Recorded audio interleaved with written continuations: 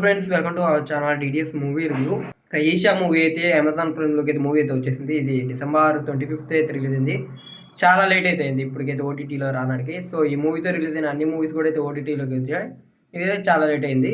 So అప్పుడు ఇదైతే థియేటర్స్‌లో రిలీజ్ అయినప్పుడు అయితే జస్ట్ హిట్ అయితే అయింది. అంటే మూవీ మీద హైప్ బానే ఉంది. టాక్ సరిగ్గా రాకపోవడంతో జస్ట్ హిట్ అయింది.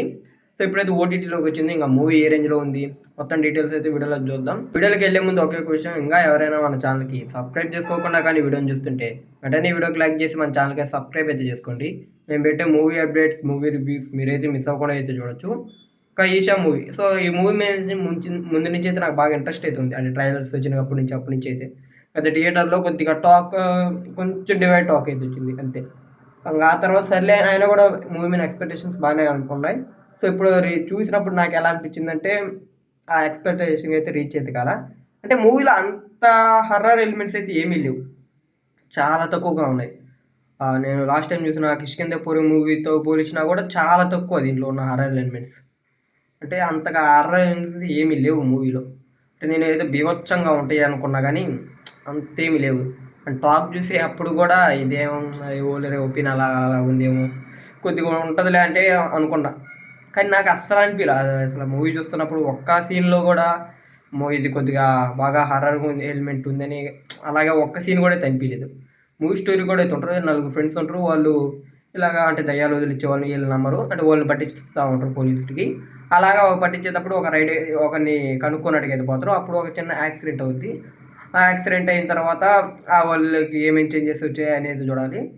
లాస్ట్‌లో ఒక ట్విస్ట్ అయితే ఉంటది. ఆ ట్విస్ట్ కూడా అంతేం అనిపియలా నాకైతే. అంటే పెద్దగా నచ్చల ఒక మాటలో చెప్పాలంటే ఆ ట్విస్ట్ కూడా. అంటే లాస్ట్‌కి అంత దాకా చేసి లాస్ట్ ఇదే అని అలాగా అనిపించింది.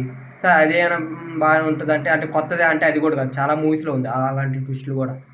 సో ఓవరాల్‌గా మూవీ అయితే మాత్రం అంతేమీ లేదు. జస్ట్ ఒకసారైతే ఈజీగా చూసేయొచ్చు. కొంచెం థ్రిల్లింగ్‌గా ఉంటది.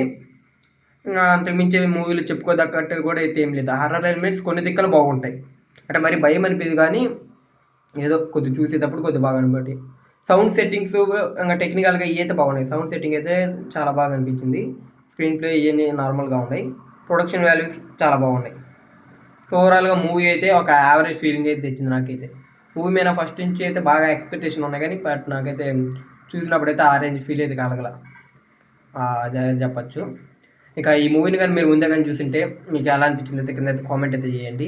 ఇక ఇది ఈషా మూవీ రివ్యూ అయితే. ఇక వీడియో గాని మీకు నచ్చినట్లయితే వీడియోకి అయితే లైక్ చేయండి. ఇంక వీడియోని అయితే మీ ఫ్రెండ్స్ అండ్ ఫ్యామిలీకి వీడియోని షేర్ అయితే చేయండి.